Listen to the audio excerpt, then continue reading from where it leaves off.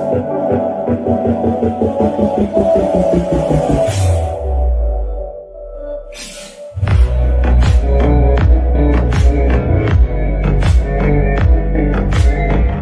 Everyone, कैसे हैं आप लोग। उम्मीद करता हूँ बिल्कुल ठीक ही होंगे, और अगर ठीक नहीं है तो ये लेक्चर देखने के बाद बिल्कुल ठीक हो जाएंगे। खैर, हम बता दें कि डेमोक्रेटिक पॉलिटिक्स के आज हम दूसरे चैप्टर पे पहुँच गए हैं, जो कि है फेडरलिज्म।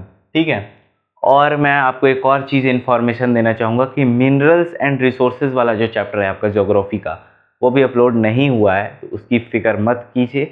आज उसे रात में अपलोड कर दिया जाएगा। सब कुछ रेडी है, एडिट हो चुका है जो भी करना था।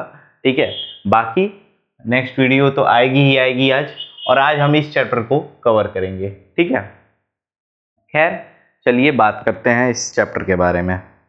फेडरलिज्म। देखिए, फेडरलिज्म ये जो चैप्टर ना, सबसे पहले तो मैं आपको इसमें बता दूं कि इस चैप्टर में हम ये देखेंगे कि हमारी जो गवर्नमेंट है, इंडिया की जो गवर्नमेंट, आखिर वो रन कैसे करती है। मतलब एक गवर्नमेंट किसी भी देश की, सिर्फ इंडिया की नहीं, किसी भी देश की गवर्नमेंट आखिर रन कैसे करती है।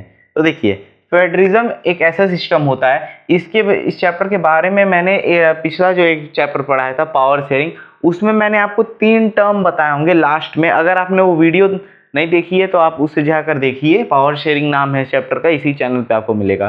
ठीक है, उसमें मैंने लास्ट में 3 नाम बताए थे, सेंट्रल लेवल, स्टेट लेवल और लोकल लेवल।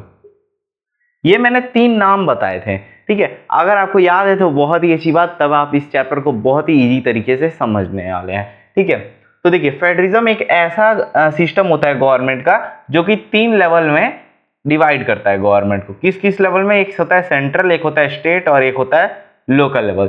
3 लेवल में डिवाइड करता है। ठीक है, तो इनके बारे में हम पढ़ते हैं। देखिए, जिन भी कंट्री के पास ये 3 लेवल होते हैं, ये जिन भी कंट्री के पास अगर ये 3 लेवल के गवर्नमेंट है, तो उसे ही हम फेडरल कंट्री बोलते हैं। ठीक है, मैं लिख दे रहा हूं, फेडरल कंट्री बोलते हैं। आइए इसे स्टार्ट करते हैं। देखिए, जो सेंट्रल लेवल का गवर्नमेंट होता है, इसके पास खुद की ओन पावर्स होती हैं। मतलब ये जो ऐसे चाहे वैसे, ये इसके पास खुद की पावर होती हैं। अब जैसे आप किसी भी बड़े आदमी के पास जाएंगे तो आप वो आपसे क्या कहेगा, भाई मेरे पास तो बहुत पावर है।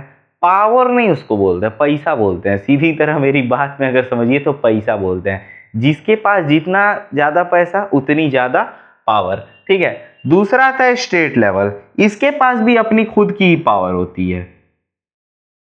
ठीक है, ओन पावर। और लोकल लेवल के पास भी खुद की अपनी ओन पावर होती है। इन चीजों को हम एक एक करके समझेंगे। ठीक है, देखिए, only central level of government has all powers. ठीक है, मतलब स्टेट लेवल के पास भी खुद की पावर होती है, लोकल लेवल के पास भी खुद की पावर होती है, लेकिन जो जो पावर स्टेट गवर्नमेंट के पास होती है, मेरी बातों को ध्यान से समझिएगा। ठीक है, जो जो पावर स्टेट लेवल के पास होती है और जो जो पावर लोकल लेवल के पास होती है, वो पावर सेंट्रल लेवल के पास भी होती है, और सेंट्रल लेवल के पास खुद स्पेशल कुछ भी पावर्स होती हैं। ठीक है, देखिए, अगर मैं बात करूं तो सेंट्रल लेवल्स में, इसके बारे में अभी आएगा एक टर्म। ठीक है, उसमें मैं आपको बताऊंगा। ठीक है, there are 2 or more levels of government. Different levels of the government govern the same citizens but their own area of control. देखिए, यहाँ पे 2 लेवल तरह के गवर्नमेंट है। अभी हम लोकल लेवल की बात नहीं कर, क्योंकि ये बाद में आके जुड़ता है। ठीक है, ये सिर्फ सेंट्रल और स्टेट लेवल की हम बात कर रहे हैं। ठीक है, दो लेवल के गवर्नमेंट होते हैं। कौन से? सेंट्रल और स्टेट लेवल। ये सेम सिटीजन्स को मतलब सेम कंट्री के एक सिटीजन्स को रूल करते हैं। ठीक है, और इनका जो कंट्रोल करने का जो तरीका होता है, लेकिन उनका जो कंट्रोल करने का जो तरीका होता है, मतलब खुद का होता है। मतलब ये भी अपने तरीके से कंट्रोल करता है और ये भी अपने ही तरीके से कंट्रोल करता है। ठीक है, the jurisdiction of respective levels of government are specified in the constitution.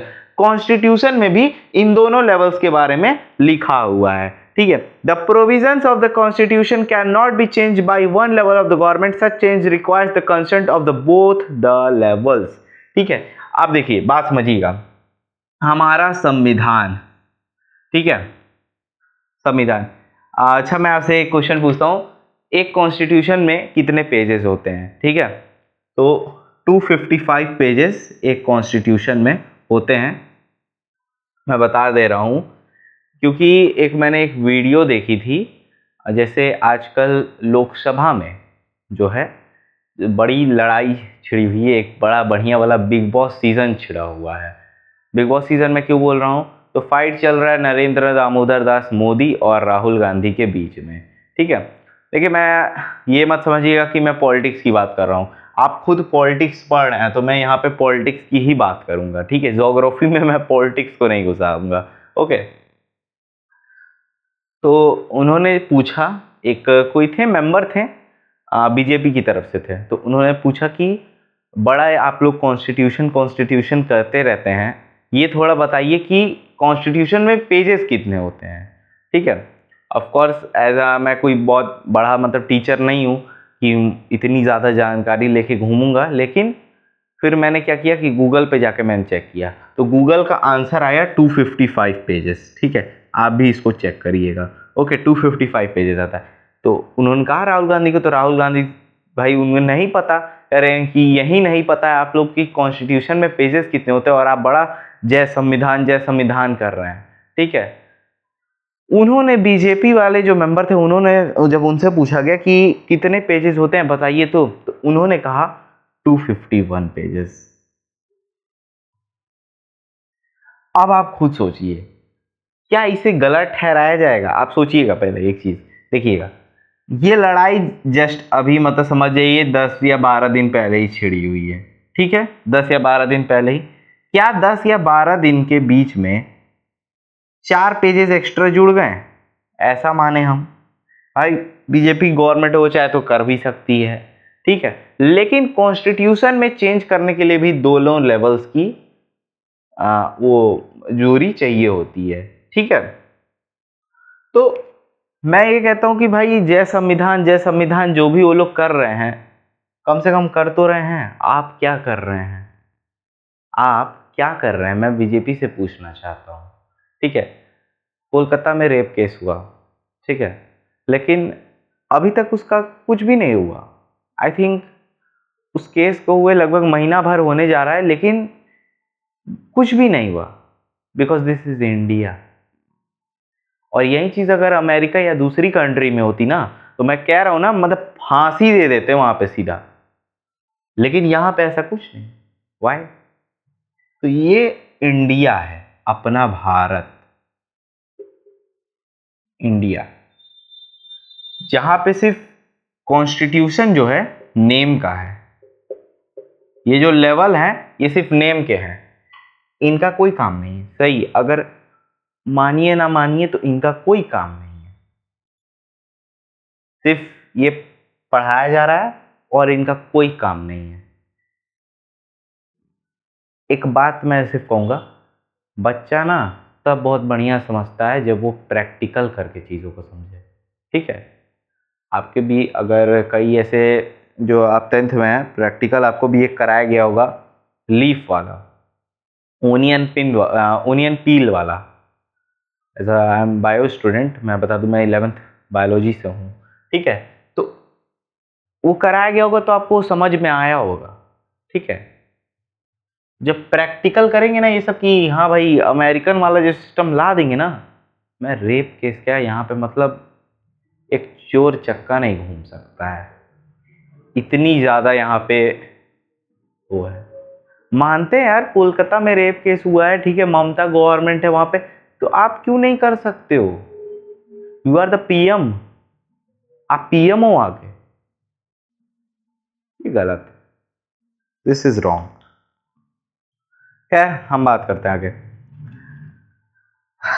The provisions of the constitution का, हाँ मैं ये बता रहा था कि अगर आपको दोनों लेवल्स के गवर्नमेंट में मतलब कॉन्स्टिट्यूशन में अगर कुछ चेंजेस करने हैं तो दोनों लेवल्स की परमिशन लेनी पड़ेगी, ठीक है। अब सुनो, the judiciary act as the umpire if the dispute arise the different levels of the government, ठीक है। लोकसभा में आपने अभी देखा होगा कि अगर दोनों पक्षों के बीच में लड़ाई ज्यादा बढ़ने लगती है तो एक स्पीकर होता है, ठीक है, and he is Om Birla.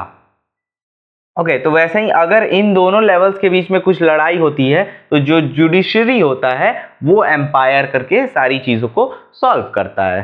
ठीक है, टाइप्स ऑफ फेडरेशन की अब हम बात करते हैं। ठीक है, तो फेडरेशन के दो मेथड्स हैं, कमिंग टुगेदर फेडरेशंस और many independent states coming together form the biggest unite. All states have equal power, power is equally distributed between central and state level. ठीक है, इसको मैं बताता हूं एक डायग्राम के थ्रू। अब हम बात करते हैं टाइप्स ऑफ फेडरेशन की। ठीक है, कि आखिर इसके टाइप्स क्या होते हैं। तो टाइप्स ऑफ फेडरेशन, ये चैप्टर थोड़ा सा लंबा है लेकिन बहुत ही मजेदार है। ठीक है, देखिए टू मेथड्स होते हैं टाइप्स ऑफ फेडरेशन। पहला होता है कमिंग टुगेदर फेडरेशन, इसके बारे में हम जानते हैं। जब बहुत सारे स्टेट्स, ठीक है, states states states states states states, इतने सारे स्टेट्स मिलकर एक कंट्री को फॉर्म करते हैं, उसे हम बोलते हैं कमिंग टुगेदर फेडरेशन। जैसे देखिए यूएसए, स्विट्जरलैंड, ठीक है, ये जो सारे हैं ये बहुत सारे स्टेट्स मिलकर एक कंट्री बने हैं, तो इसे हम बोलते हैं कमिंग टुगेदर फेडरेशन। ये पहला टाइप है। और है होल्डिंग टुगेदर फेडरेशन। इसमें क्या होता है, अगर कोई कंट्री, ये स्टेट्स स्टेट्स स्टेट्स स्टेट्स, अगर कोई कंट्री इन सारे स्टेट्स को होल्ड करती है, मेरी बातों को सुनिएगा, इसमें सारे स्टेट्स आ रहे हैं, खुद से आ रहे हैं, ठीक है, और खुद से मिलकर एक कंट्री बना, लेकिन यहां पे अगर इतने सारी कंट्री को, अगर इतने सारे स्टेट्स को अगर कोई कंट्री होल्ड करता है, उसे हम बोलते हैं होल्डिंग टुगेदर फेडरेशन। ठीक है, a large country decide to divide its power between the constitution, state, central and government. ठीक है, अनइक्वल पावर डिस्ट्रीब्यूशन होता है, unequal power distribution between central and state level. जैसे कि देखिए नाम भी है हमारा प्यारा भारत, इंडिया, स्पेन और बेल्जियम। देखिए अब मैं समझाता हूं आपको अच्छे से। यहां पे क्या है, बहुत सारे स्टेट्स आते हैं, ठीक है, और एक कंट्री बनाते हैं। इसमें जो होता है पावर जो होता है इक्वल डिवाइड होता है। ठीक है, पावर इक्वल होता है, सेंट्रल लेवल स्टेट लेवल दोनों के बीच में इक्वली तरीके से डिवाइड होता है। वहीं पे अगर हम बात करें तो यहां पे बहुत सारे स्टेट्स, एक जो कंट्री होती है वो कई सारे स्टेट्स को होल्ड करती है। ठीक है, और लेकिन यहां पे पावर जो होता है इक्वल डिवाइड नहीं होता है। ठीक है, पावर इक्वल डिवाइड नहीं होता है। ठीक है, और सेंट्रल लेवल और स्टेट लेवल के बीच में भी पावर इक्वल डिवाइड नहीं होता है। और ऐसे कंट्री की एग्जांपल है इंडिया, स्पेन, बेल्जियम, और जो कमिंग टुगेदर फेडरेशन है यूएसए और स्विट्जरलैंड। मेरे हिसाब से अब आपको यहाँ पे बात समझ में। अब हम जानते हैं what makes India a federal country. India में ऐसा क्या है जिसको वो फेडरल कंट्री बनाता है, तो वो है हमारा कॉन्स्टिट्यूशन, संविधान। ठीक है, in the beginning according to the constitution there was a two tiers of the government, central and local, central and state, but the latter the third tier of the federalism was added to panchayats and the municipal parties, local government. They are the three tiers of the right enjoy their own jurisdictions. ठीक है, देखिए शुरुआत के समय constitution को समझने के लिए केवल दो लेवल्स के गवर्नमेंट थे, वो था सेंट्रल लेवल, स्टेट लेवल। ठीक है, लेकिन जो गांव वगैरह के जो मामले थे, म्युनिसिपालिटीज, पंचायत, जो मतलब गांव ग्रामीण क्षेत्र के जो सारे जो प्रॉब्लम्स थे, उन चीजों को समझने के लिए तीसरा लेवल लाया गया जिसका नाम है लोकल लेवल। ठीक है, और इन तीनों को ओन जुरिडिक्शन मिलता है, मतलब इन तीनों का जो कंट्रोल करने का तरीका है गवर्नमेंट को, वो अपना खुद का है। ठीक है, और पावर जो होती है इनके इक्वली डिवाइडेड होती है। ठीक है, अब हम बात करते हैं there are also 3 list given. अब कुछ 3 लिस्ट के बारे में बात करेंगे, और मैं बता दूं इन तीनों लिस्ट में से एक तो पक्का है कि एग्जाम में आएगा ही आएगा। ठीक है, 3 लिस्ट हैं। पहला है यूनियन लिस्ट, दूसरा है स्टेट लिस्ट और चौथा है कॉन्करेंट लिस्ट। ठीक है, इन तीन लिस्ट के बारे में बात करते हैं। देखिए, यूनियन लिस्ट वो होती है जिसमें सिर्फ सेंट्रल गवर्नमेंट ही काम करता है, इसमें सेंट्रल लेवल ही सिर्फ पावर वगैरह जो भी इसमें करना है, लॉज बनाना है, कुछ भी करना है, तो यूनियन लिस्ट में सिर्फ सेंट्रल लेवल ही काम करता है। अब सेंट्रल लेवल जैसे बड़े काम का मतलब मैं बता दूं तो डिफेंस हो गया, ठीक है, मिलिट्री हो गया, defence, military, banking, railways, roads, मतलब ऐसे सरकारी काम समझिए, सीधा सीधा मतलब जितनी भी सरकारी चीजें हैं वो कौन करता है, यूनियन लिस्ट करता है। ठीक है, defence, military, banking, railway, roads. अब हम बात करते हैं स्टेट लिस्ट। स्टेट लिस्ट में स्टेट लेवल आता है। ओके, स्टेट लिस्ट में स्टेट लेवल आता है। अब सुनिए, यहां पे स्टेट गवर्नमेंट लॉज बनाता है और चाहे तो चाहे सेंट्रल लेवल भी लॉज बना सकता है। ठीक है, मतलब सेंट्रल के पास, मैंने आपको बताया था ना कि सेंट्रल के पास वो भी पावर्स होती हैं जो कि स्टेट और लोकल लेवल्स के पास होती हैं, तो यहाँ पे सेंट्रल लेवल्स भी बना सकता है। इसमें देखिए, इसमें क्या आता है, तो इसमें आता है पुलिस, हर स्टेट की एक अपनी पुलिस है। ठीक है, पुलिस आता है, और बताता हूं ट्रेड हो गया, एग्रीकल्चर, इतनी जो सारी चीजें हैं वो स्टेट लिस्ट के अंदर आती हैं।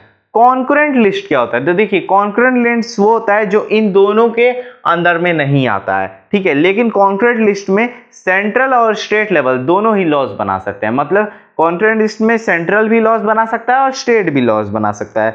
अब वो क्या है, तो देखिए कॉन्करेंट लिस्ट में आपके आते हैं फॉरेस्ट,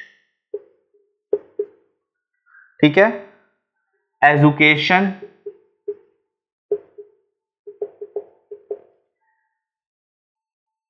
मैरिज,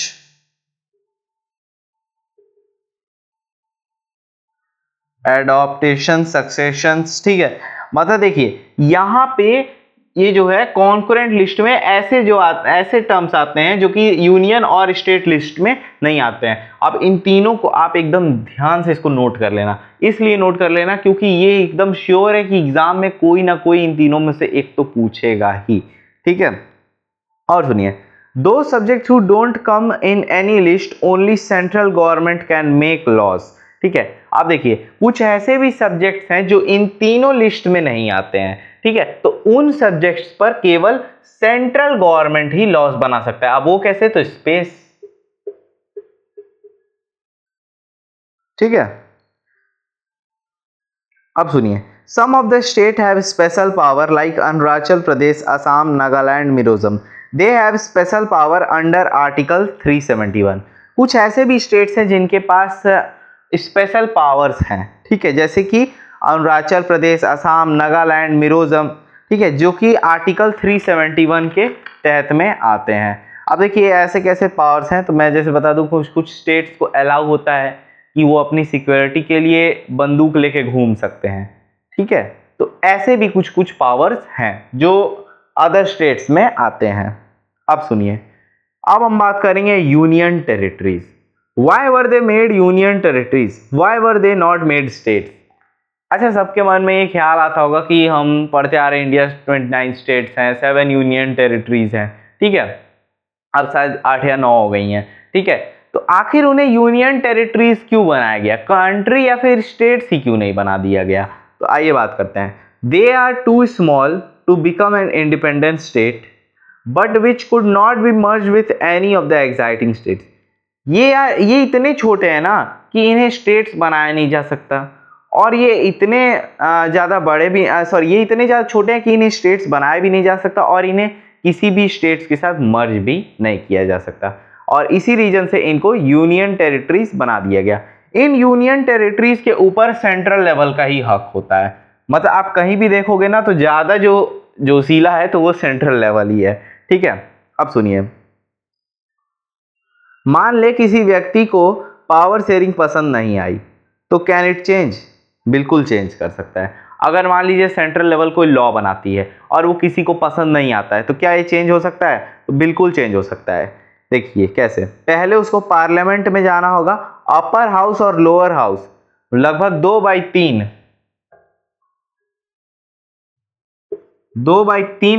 अपर का और लोअर हाउस का, दोनों का अप्रूवल चाहिए होगा, ठीक है। और अगर 14 states legislature of India approval, लगभग 14 स्टेट्स का भी अप्रूवल चाहिए होगा।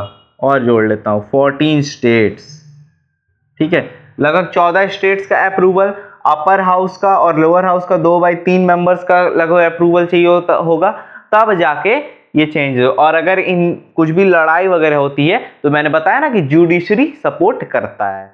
अब हम बात करते हैं कि आखिर फेडरलिज्म प्रैक्टिस्ड कैसे होता है। तो देखिए, linguistic states are those states which divided on the basis of language.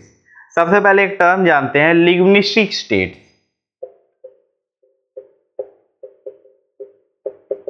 Linguistic states, ठीक है, ये किस प्रकार के स्टेट्स होते हैं? तो ये ऐसे स्टेट्स होते हैं जो अपने लैंग्वेज के बेसिस पे डिवाइड होते हैं।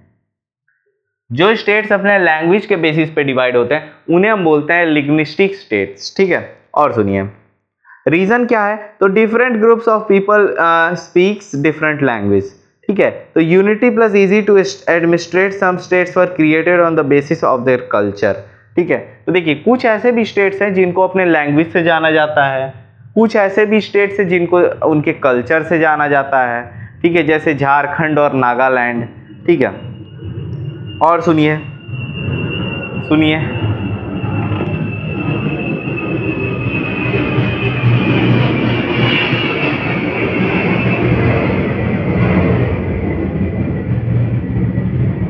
सुन लिया, एरोप्लेन जा रहा है, ठीक है। और ये मेरी रिकॉर्डिंग के टाइम पे ये तय हो गया है कि इसे निकलना ही निकलना है। ओके, यस, इसलिए मैंने सुना दिया आप लोग को। क्या है, चलिए बढ़ते हैं आगे। एक लिंग्विस्टिक पॉलिसी भी होती है। Our constitution did not give the states of the language and any one language. मतलब एक लिंग्विस्टिक पॉलिसी होती है कि मान लीजिए जिस पर्सन को जिस लैंग्वेज में बोलने का मन है, मन क्या, जिस लैंग्वेज बात करना अच्छा लगता है वो उस लैंग्वेज में ही बात कर सकता है, ठीक है। उसको जबरदस्ती आप कोई दूसरी लैंग्वेज भी नहीं सिखा सकते। अब देखिए, any one language, 40% Hindi, 60% other language, 22 language हैं अपने इंडिया में। 2 ऑफिशियल लैंग्वेज घोषित हैं इंडिया में, जो कि आपको पता होगा, ऑफिशियल लैंग्वेज, एक है हिंदी और एक है इंग्लिश। ये 2 ऑफिशियल लैंग्वेज हैं, ठीक है। अब सुनिए, सेंटर स्टेट रिलेशन के बारे में अब बात करते हैं। After independence only one party ruled at the central and states. State coalition apply, the central level get understand the value of the state government after coalition, ठीक है। अब देखिए हुआ क्या, असल में होता क्या था, अक्सर एक लड़ाई छिड़ी रहती थी। मान लीजिए ये एक कंट्री है, ठीक है,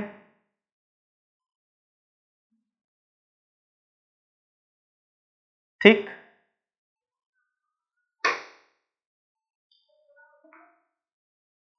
यहां पे सेंट्रल लेवल राज करती है, ठीक, यहां पे भी सेंट्रल लेवल राज करती है, यहां पे भी सेंट्रल लेवल राज करती है, और इनफैक्ट यहां पे भी और यहां पे भी। अब देखिए होता क्या है, मान लीजिए ये जो सेंट्रल लेवल की जो गवर्नमेंट होती है, इनका ये मानना होता है कि पूरी कंट्री हमारी ही है। ऑफ कोर्स ऐसा है, आपने अभी पढ़ा है कि सेंट्रल लेवल के पास ज्यादा पावर होती है as per the state level, ठीक है। अगर एक दिन ऐसा हुआ, यह वाली जो स्टेट है ना, यहां पे कोई दूसरी पार्टी जीत गई, ठीक है, कोई दूसरी पार्टी जीत गई, इसको मैं ऐसे बनाऊंगा, ठीक है, जीत गई, ये बीच वाली। तो होता क्या था, ये जो पांचों जो जीती हुई, ये जो सेंट्रल गवर्नमेंट है, ये जो पांचों जीते हुए, ये इसको मिलके सप्रेस्ट करने लगते थे, डराना धमकाना, जिसकी वजह से इसको रूल छोड़ना पड़ता था और आखिर में यहाँ पे सेंट्रल लेवल की गवर्नमेंट फिर से बन जाती थी। ठीक है, तो हुआ क्या, अब सुनो, डिसेंट्रलाइजेशन ऑफ इंडिया।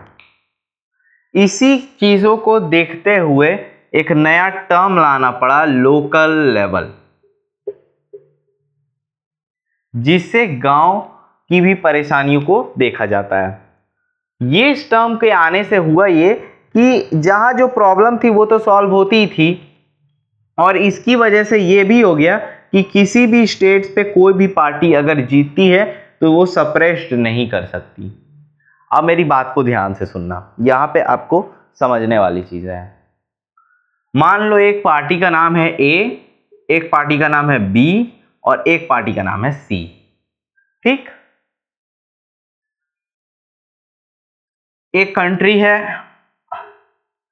एक कंट्री है 2, एक कंट्री है 4, एक कंट्री है 5। ठीक है, आप लोग नंबर्स में समझ लोगे, रुको,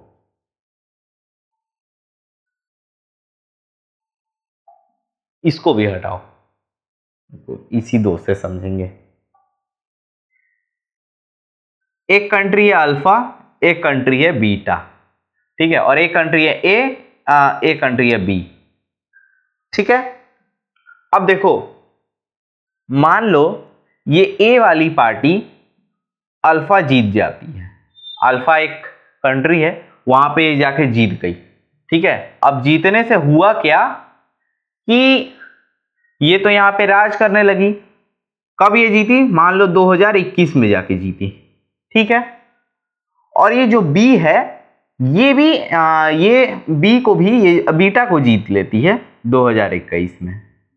कौन, ए, मतलब जो ए नाम की जो पार्टी है वो अल्फा और बीटा 2021 में जीत जाती है। लेकिन किसी कारणवश इस बीटा के अंदर, ये बीटा तो कंट्री है, ठीक है, बीटा तो कंट्री है, जैसे अभी आपने देखा होगा जो इलेक्शंस हुए होंगे 2024 के, उसमें जो बीजेपी होती है वो उत्तर प्रदेश से हार जाती है, अयोध्या से हार जाती है। तो वहां पे किसकी पूरी इंडिया की गवर्नमेंट तो बीजेपी हुई, लेकिन वहां की गवर्नमेंट कौन हुई, यहाँ उत्तर प्रदेश की सीएम तो योगी आदित्यनाथ ही हैं, लेकिन फिर भी कुछ ना कुछ तो ऐसी पावर्स आई होंगी ना, जैसे अखिलेश यादव के पास। तो वही चीज मैं ऐसा, अब इस बीटा के अंदर भी तो कई तरह के स्टेट्स होंगे, एक है मान लो 1, एक है 2, एक है 3, एक है 4, एक है 5, एक है 6 और एक है 7। ठीक है, मान लो ये जो ए पार्टी है ये 5, 4, 3, 2, 1, 6 भी जीत गई, ये जो 7 वाला स्टेट्स है ना ये हार गई, ध्यान से समझना, हार गई। ठीक है, अब इस पे क्या हुआ, ये जो बी वाली जो थी ये जाके जीत गई, तो ये सब मिलके क्या करने लगे, ये सप्रेस्ट करने लगे, इसको सप्रेस्ट करने लगे, जिसके कारण बी को अपनी पार्टी यहां छोड़नी पड़ी और ए ने अपना फिर से डेरा यहां पे जमा लिया। ये सब चीजों को देखते हुए एक टर्म लाया गया जो कि तीसरा लेवल है गवर्नमेंट का, जो कि है लोकल लेवल। इसमें क्या होता है कि लोकल लेवल में रेगुलर इलेक्शन कराए जाते हैं। ठीक है, रेगुलर इलेक्शन कराए जाते हैं, और वो जो इलेक्शन की जो काउंटिंग होती है वो लास्ट में कहां पे जाके मिलती है, स्टेट लेवल से कहां जाके मिलेगी, सेंट्रल लेवल के पास। इस चीजों को देखते हुए ये जो सारी जो पार्टी थी उन सबको कॉम्बिनेशन करना पड़ा कि अगर हम भी सप्रेस करेंगे, ये वो करेंगे, दिक्कत करेंगे, तो हमें वोट ही नहीं मिलेगा दूसरे स्टेट से। और इसकी वजह से अब जो कोई भी गवर्नमेंट जीतती है तो उन्हें आराम से रहने दिया जाता है, सप्रेस नहीं किया जाता है। तो एक तो ये सबसे बड़ा फायदा था। आई होप कि ये समझ में ये चीजें। अब हम बात करेंगे डिसेंट्रलाइजेशन ऑफ इंडिया की। देखिए, वीडियो चाहे कितनी ही बड़ी हो, ये चैप्टर चाहे बड़ा हो या छोटा हो, मेरा ये मोटिव है कि आपको समझ में आना चाहिए, वो इतना सा वो टर्म था। अब मैं क्या करता, मैं बोल के समझा देता कि एक पार्टी यहाँ पे रूल करती है, एक पार्टी इधर रूल करती है, एक हार गई तो सप्रेस्ट करने लगे, उसके बाद फिर वन पार्टी सिस्टम को हटाने के लिए लोकल लेवल को लाया गया, लोकल लेवल ने लड़ाई को रुकवा दिया। समझ में आता नहीं आता, लेकिन मैंने उस पर टाइम दिया, मैंने उसको समझाया, एक एक चीज बना के बताया कि लोकल लेवल से फिर जो वोट्स जाएंगे वो नहीं मिलेंगे, हर चीज मैंने क्लियर की। तो मुझे वो नहीं है कि टाइम कितना भी जाए। ओके, अब हम बात करते हैं डिसेंट्रलाइजेशन ऑफ इंडिया की। When power is taken away from the central and state level and give to local government. ठीक है, अब सोचिए सारी powers central level state level दोनों से लेके किसको दी जा रही है, लोकल लेवल को। ऐसा क्यों, आइए जानते हैं। Because the local government has better understanding of the local areas but the power was give 1999 major steps of decentralisation. India में डिसेंट्रलाइजेशन हुआ था एक बार जब सेंट्रल गवर्नमेंट और स्टेट लेवल से पावर लेकर लोकल लेवल को दी गई थी। कब, 1999 में। ठीक है, ऐसा क्यों, देखिए लोकल गवर्नमेंट के पास बेटर अंडरस्टैंडिंग होता है ताकि वो हर एक लोकल एरिया जगह का हर जगह वो देख पाए। ठीक है, देखिए constitutionally mandatory to hold regular election of local level. जब लोकल गवर्नमेंट को पावर्स मिलती है तो कुछ कॉन्स्टिट्यूशन में भी कई चेंजेस आते हैं, जैसे कॉन्स्टिट्यूशनली मैंडेटरी मतलब रेगुलर इलेक्शन होना चाहिए लोकल एरियाज में। सीट्स रिजर्व कर देनी चाहिए बैकवर्ड क्लासेस के लिए, जैसे कि एससी एसटी ओबीसी। ठीक है, 3 seats are reserve for the women local level. ठीक है, लोकल लेवल में तो ऐसा नहीं है कि सिर्फ मर्द ही रहे इलेक्शन में, वुमेन्स को भी मौका मिलना चाहिए। An independent body selection election commission has been created to conduct panchayat and municipality elections regular. ठीक है, एक सिलेक्शन इलेक्शन कमीशन बनाया जाता है जो कि क्या करता है, म्युनिसिपैलिटीज और पंचायत इलेक्शंस जो होते हैं उनको रेगुलर कराता है। State governments are required to share some powers and revenue with local government bodies. State governments को भी कुछ पावर्स लोकल लेवल गवर्नमेंट्स को देनी होंगी। ये कॉन्स्टिट्यूशन में नियम ये सब बनते हैं। If led to the local and government more power and effective. ठीक है, और इससे क्या होता है, इन सारे जो कॉन्स्टिट्यूशन के लॉ से ये लोकल गवर्नमेंट बहुत ही ज़्यादा इफेक्टिव और पावरफुल बन जाता है, क्योंकि भाई सारी पावर तो अब उसके पास आ गई, सेंट्रल लेवल के पास भी कुछ नहीं रहा, लोकल लेवल के पास भी कुछ नहीं रहा। अब सुनिए, रूरल लोकल गवर्नमेंट में 3 तरह की गवर्नमेंट होती है। पहला है जिला पंचायत और ग्राम पंचायत। ठीक है, जिला परिषद होता है, ब्लॉक होता है और विलेज होता है। अब सुनिए, सिटीज में भी एक म्युनिसिपल कॉरपोरेशन होता है जिसे लीड करता है मेयर। ठीक है, टाउन्स और स्मॉल सिटीज में भी म्युनिसिपैलिटीज होता है जिसे मल्टीपार्टी चेयरमैन लीड करते हैं। और अब बात करें permutations in decentralization, sometime gram sabha election not held regularly, most states government not transferred significant powers to local level। ठीक है, मतलब ये सारी चीज़ें थी। सिटीज़ में भी ये मैंने बस ये बताया कि सिटीज़ में म्युनिसिपल कॉर्पोरेशन होता है जहाँ पे मेयर रहता है, और टाउन्स और स्मॉल सिटीज़ में जो म्युनिसिपैलिटीज़ रहती हैं वहाँ पे म्युनिसिपैलिटी चेयरमैन्स होते हैं। देखो डिसेंट्रलाइजेशन तो हो गया था 1919 में, लेकिन कुछ इसका बैकवर्ड भी आया। वो क्या था, जैसे कि देखो ग्राम सभा के जो इलेक्शन थे वो रेगुलरली नहीं हो रहे थे। ठीक है, most states government not transferred significant powers to local level. कुछ ऐसे स्टेट्स थे जिन्होंने अपनी पावर्स लोकल, जैसे कहा ना कि लोकल लेवल को पावर दे देनी है, कई स्टेट्स को उनके साथ कंप्रोमाइज भी करना है, तो ऐसा हुआ ही नहीं। कई स्टेट्स ने अपनी पावर लोकल लेवल को दी ही नहीं। ठीक है, तो यहीं पे ये लास्ट है, यहाँ पे ये खत्म होता है चैप्टर। देखो कुछ भी है, जैसा भी है, अपना ये इंडिया है। ठीक है, जैसे भी यहाँ पे पावर डिवाइड हो रही है, जो भी है हो रहा है, सब कुछ हो रहा है। ठीक है, लेकिन जो डिसेंट्रलाइजेशन का स्टेप जो लिया गया था, जो सेंट्रल लेवल से लोकल लेवल में 1999 को, ये बहुत बड़ा एक स्टेप था, और इससे लोकल लेवल में भी बढ़ोतरी आई। आप गांव वगैरह में अब जाके अपने देखते होंगे, पहले जैसा वहाँ पे उतना नहीं रहा, सब कुछ थोड़ा बदल गया है अब तो ये एक बड़ा स्टेप था और इसे फॉलो किया गया। इनफैक्ट इसी के साथ यहाँ पे ये चैप्टर ख़त्म होता है, और इस चैप्टर में मैंने बहुत कुछ बताया आपको, ठीक है, कि गवर्नमेंट तो है लेकिन गवर्नमेंट कैसे रन करना है वो इंडिया अभी भी नहीं समझ रहा है, ठीक है। खैर जो भी है सो तो है। हम मिलेंगे नेक्स्ट लेक्चर में नेक्स्ट लेवल एक्सप्लेनेशन के साथ, तब तक के लिए जय हिंद।